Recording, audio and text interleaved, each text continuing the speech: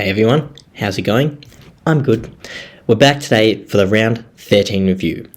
And as you can see, 1947 for the score for the round. We did actually drop down a bit. I was thinking, look, I'll probably pretty much stay around the same rank, which I guess is for the most part what happened. I only went down to 13. Yeah, ranked 560 overall. So, yeah, anyway, that's just what happened. We're going okay, but my team's slowly on this decline. Look, to be honest, I don't think it was the worst in the world, given that I knew my team would score not so well this week. So to pretty much hold rank, I think it was okay, given we had 5 premiums out. So if we take a look at the team, we had Houston out, Young out, Luke Ryan out, Butters out, Sarong out. So we had 5 premiums. Most people probably had 3 or 4, maybe 2 even. So yeah, given that, I think we'll probably go up in ranks these next 2 weeks, round 14 and 15 with the buys, because I think they're more favourable towards us. But look, we will see. So yeah, just going through the team, I mean, Dacos, look, you'd feel pretty dogged if you did end up captaining him, especially if you couldn't see that I think someone put out a tweet before the game that he was going to get tagged. You'd feel pretty dogged if that was you, and I think rightly so. So yeah, I mean, it did end up favouring me because, I mean, as you can see, captaincy-wise, I did pretty well this week, putting it on Flanders. But yeah, I know 60% of people in the top 1% did have their captaincy on Dacos. I checked it the night before the game, the King's birthday game, and then I think after the game had started, because I couldn't check it either, so if I had the captaincy on Dacos, I would have been stuffed.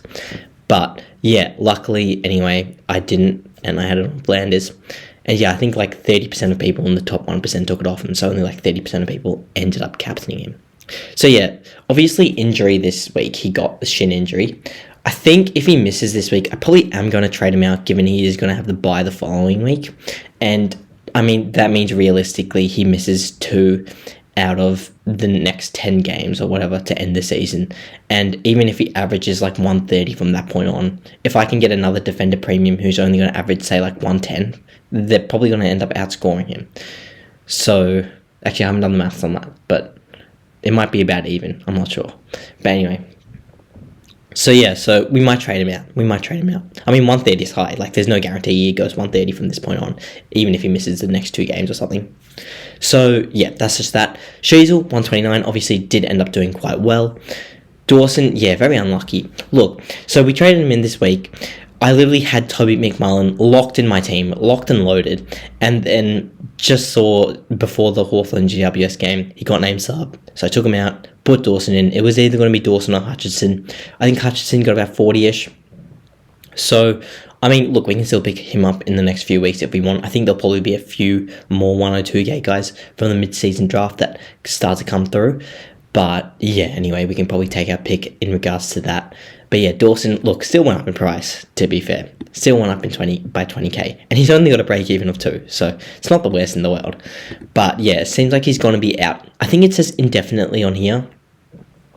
Look, so North Melbourne, they did say that Colby McKech's recovery time was indefinite about 3 weeks ago, and now he's said to be listed at 1 week. So obviously, this is the same North Melbourne doctors that have prescribed this for Dawson, that did for McKech, obviously different injury and everything, but look, he might only be out for a month. I'm not sure.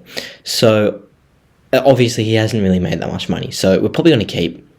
And I think it is going to be okay at the end of the day, because whilst we don't really have much defensive cover otherwise, we can swing him with Zach Fisher with the defensive mid DPP. So I think it should be okay. And then, yeah, everyone else didn't play there in the defense. Bontempelli obviously got tagged. Look, you really feel for the guy. There's not much you can do when you're getting a tag. I said this a few weeks ago, but it's true. It's very difficult to break through a tag. And he still had 19 and kicked 3 goals, so he still played very well, considering it, It's very, very difficult to break through a tag. So, yeah, I'm pretty lenient on him in that regard. It's more just when someone's getting tagged, the teammates have to go in and try to enforce themselves. Because the person that's getting tagged, it's very difficult to break it. As I said, maybe you could say they could go and lay a few blocks on or something, which they could do, but that's not going to get Bontempelli SuperCoach points at the end of the day if he's putting a block on for someone else. Maybe that could get him free because the defense tends to the other man, but anyway, that's just getting down a whole other rabbit hole. Flanders 152, as I said, yeah, it was good. So obviously played St Kilda. I was like, look, he's probably going to rack it up against them, and that's what happened. I was watching this game, and usually when I'm having like my plays and I'm watching them, I'm like, look, like if they can just get 10 touches a quarter, that'd be good. But, which is quite a lot, 10 touches a quarter, but that's what he was doing. I think he was on 25 at halftime, and then he slowed down. And I think he had like a 5-point third quarter. He was on like 100 at halftime. He had a 5-point third quarter and ended up finishing on 152. So it was good. Could have been a lot higher. Probably could have been at 200 if he didn't have that low third quarter. But yeah, no, obviously take that at the end of the day, especially with a lot of people captaining Dacos. So we got a big win there. 90-point upswing there, nearly. Zorko 95. Look, at the end of the day, he's a forward. So we traded him in for 560k, so it's not the West. It's not like he's a midfielder or something, so I'm not too mad at it at the end of the day. I'm like quite certain he's going to be top 6, so it's fine. Merit 125. To do that in a tag, like I said, hard to break through a tag. He wasn't like his usual damaging self with the ball, but it's a lot of just the work he does. He's such a good player, you know, knocking on the ball when it's on the ground and everything. Just does the team thing. Like, yeah, probably almost definitely at least like leading by example, probably the best captain in the league. Him or Bontempelli, you would say.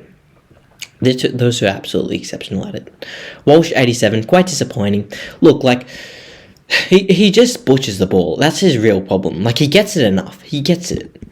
I think. I mean, I didn't watch too much of this game, to be honest with you. But I mean, for the majority of the time, like, yeah, 22. Okay, like this is one of his leaner games for sure, and 4 free kicks against. But yeah, like at the end of the day, he just butchers it. So that's his massive problem. And if he fixes that up, like he can genuinely average probably around 115. But it's just that. Steele 98. Look, we might trade him next week. I'm not sure though. I'm not sure. Raul we might trade this week. Green we might trade this week. These guys will come back in for us, which is good. Gawn, yeah, ended up playing well. I actually didn't want Gawn to score too well, given obviously a lot of people did end up captaining him after they took it off Dacos. But yeah, 132 is pretty good. Moyle 84, yeah, he'll be gone this week.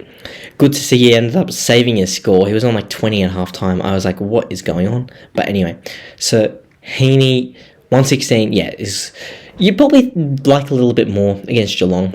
Quite a weak matchup, but especially in the midfield. But I know Geelong did end up playing well, especially in the early stages of the game.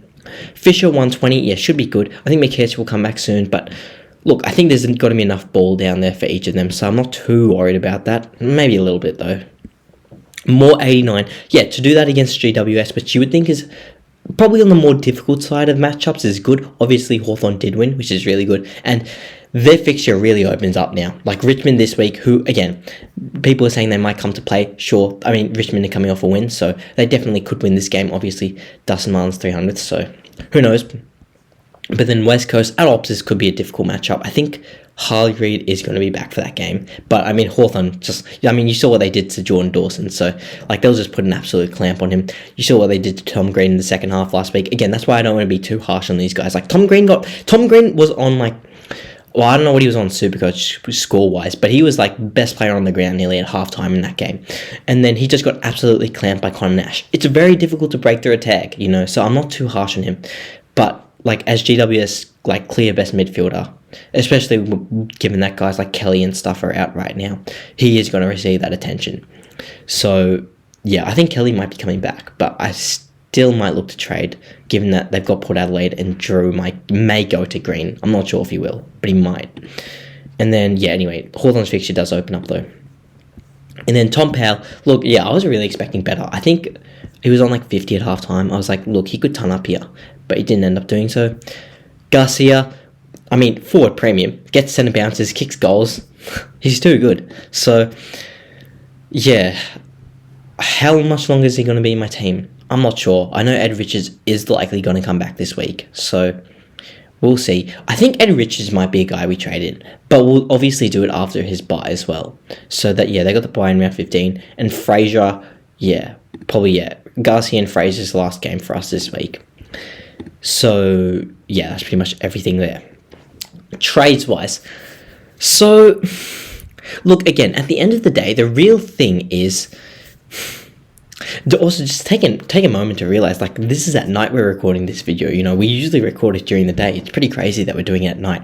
It's almost like a primetime football game, you know. So yeah, primetime SuperCoach. So it's quite good. If we use Trade Assist, what would they recommend? They recommend Richards for Dowling. I think we are going to do Dowling. Who's the sponsor? Blundstone. Never heard of him. Blundstone Arena, maybe? But anyway, so yeah, I think we're going to do 3 trades this week. I mean, Grundy's going to come in, obviously. So, like, this was going to be my most ideal plan to do. So, Moyle to Grundy and Garcia to Dowling. So this is what I was planning on doing. No, it wasn't Dowling. It was like a 1 or 2K rookie. So say like Hutchison or something. Not Dowling. Wait, okay. Anyway, you can see I'm like, this put in an extra trade, but I'm like 1,600 off. And it's just because Grundy had to go 150. So that's quite annoying. You know, if he went like 3 points less than he did, I would have been able to do this in 2 trades.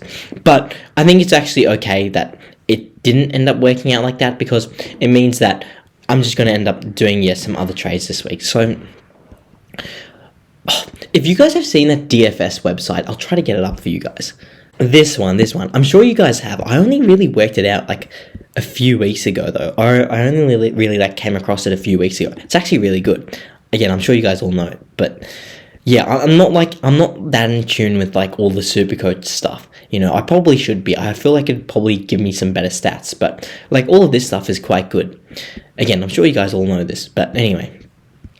Like, as we can see, North Melbourne nearly has 2 there, and Hawthorn 2 there, so average plus minus, that is, for their remaining games.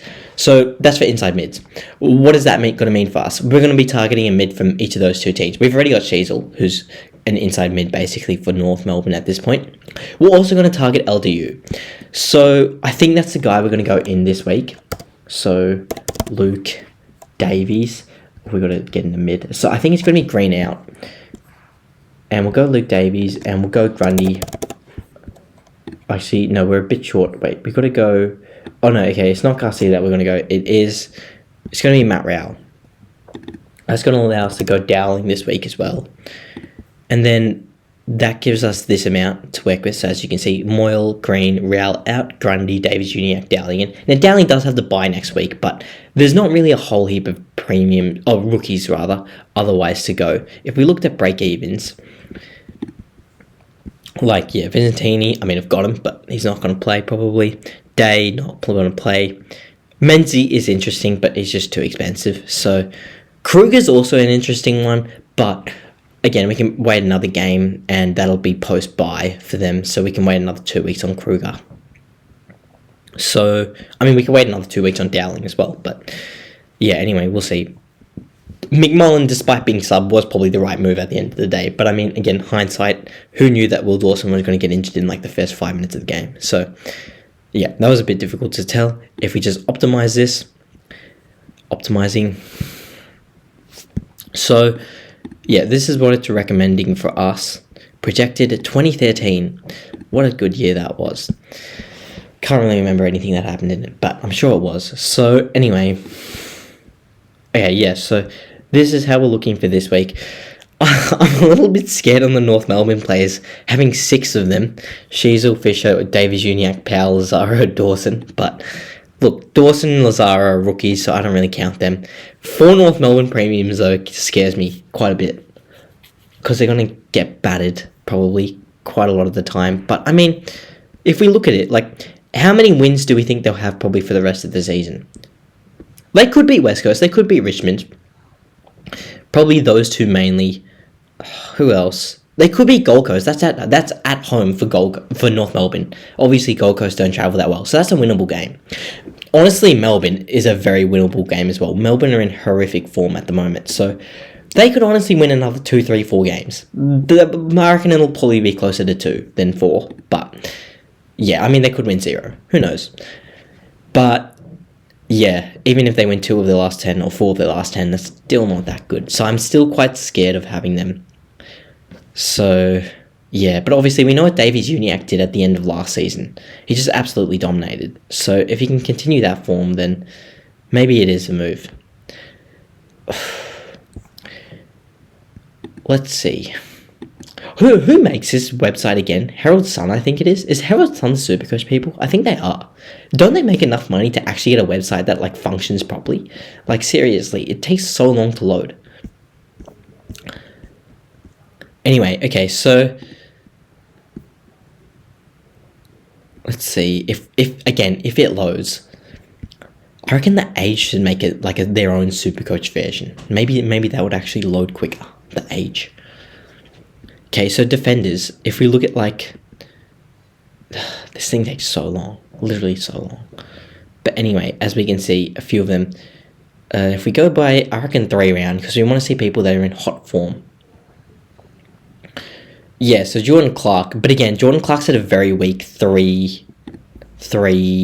last 3 games. If we look at who he played, it was Melbourne, who give up a lot, Collingwood, who give up a lot, St Kilda, who give up a lot. Now he's got Dogs, Gold Coast, Sydney, who are okay, and Sydney, who'll probably get tagged. So I'm actually okay with not going Jordan Clark for right now. Ed Richards. Ed Richards is an interesting one. Let's see the Bulldogs inside mid. So this will be post by. Oh, it's actually not too good. GWS Fremantle. Yeah. I'm not sure. We'll probably not go. We'll take a look at Ed Richards this week. And then we'll see what we want to do. I think obviously in the midfield is where you gain most of your points. So this is going to be the one where we need to really capitalize on. And it's hard to get a good gauge on midfielders. You know, because a lot of them have been so inconsistent this year compared to previous years where they have been more consistent. So, look, we'll see again if this website loads. Here it is. So, Warner, okay, obviously we know he's been playing well recently, but he had that 2-game stretch where he kicked 7 goals between those 2 games. So, I'm looking to avoid Lachie Neale. I actually would get Lachie Neale in. However, he's probably got St Kilda, so he's got a Marcus Windega tag. Then he probably will likely have a Willem Drew tag. And then he'll probably have an Alex Neil-Bullen tag. So he might be getting tagged his next 3 games. Because again, Neil-Bullen just went to Dagos. So, yeah, and then after that, his fixture is pretty good. So, I would look at getting him there. He'll probably also be a lot cheaper in 3 rounds' time. So, I mean, he'll definitely get tagged this week. If he gets tagged the next 2 weeks, that's a bit more speculative. But he'll definitely get tagged this week. So, yeah, we'll probably just wait on Neil, but he is in great form. And like I said, Will Day is one that I'm looking to get, probably post his bye. Forwards, I think forward line we're okay. Probably the only one now, because we've got a completed forward line, is instead of Tom Powell, Isaac Rankin. But Isaac Rankin could potentially get, if he's back this week, get the tag from James Jordan. So, I mean, even if we look at general forwards, because that's mainly where he plays. He also plays inside mid, Isaac Rankin. But their run isn't amazing. So, GWS, Brisbane, St Kilda. Yeah, it's not an amazing run home. Minus 1.30. I think this is really the key figure to look at. So, yeah, it's not an amazing run home. But he'll probably be playing more inside mid now, given that obviously Crouch is out for the rest of the season. And still, it's still not that good. Regardless, he'll probably be better than Powell. So we'll let Rankin have this week. We'll see what he does, and then we'll take a look at it. Jackson, how do key forwards go for theirs for the rest of the season? Fremantle, it's not that good, negative 1.14. So, yeah, I'm prepared to let Jackson go. Obviously, the only main issue is if we have either Grundy or Gordon gets injured, then that's going to create a problem. And look, you could do this, but look at Richmond's run home in the ruck. 5.45 they have, average plus minus. It's like green after green after green. The only one they have is Collingwood, and I don't think Collingwood will be that good. I don't think Gold Coast is that hard either, especially at home. Actually, Jared Rich is kind of difficult, but anyway. Besides that, like, they've got an amazing run coming up. So, honestly, if Richmond had already had their bye, I'd probably look to trade Nate Kervison instead of Grundy. But given that, again, we're looking at total points here at the end of the day. We don't just want what someone's averaging. We want the total points to increase our score as much as we can, our total score. So, because of that, Grundy's already had his bye, Nate Kervison hasn't. So, we're going to go with Grundy. So, yeah, that's just going through a few players that I'm thinking of. yeah, again, Hawthorn have a good inside mid matchup, and the team's just in such great form. Such great form, Probably, Hawthorn, Carlton, Sydney. Who else? Hawthorn, Carlton, Sydney. Maybe Port Adelaide, maybe as well. Those probably look like the top 4 teams on form right now. Will Hawthorn make the top 4? Probably not, given they had a 0-5 start. But, on form, they've been absolutely amazing. So, yeah. Will Hawthorn even make the top 8? Probably not. But, again, it is what it is. And will they tire out towards the end of the season? Probably. So, we're just talking about current form, though, the last 5 weeks. Anyway, so that's just pretty much that. That's what I'm thinking. Again, if this website loads, it's kind of a difficult website, because, sometimes you're look, I could spend all day on this game, but other times you're is it actually going to process my thing? So, how many premiums do we have this week? 1, 2, 3, 4, 5... I think Dacos will probably play. So 6, 7, 8, 9, 10, 11, 12, 13, 14, 15, 16. So 16 premiums this week. I think we'll have 17 or 18 next week. And we'll have 19 playing this week with Fraser, Dowling, and Garcia.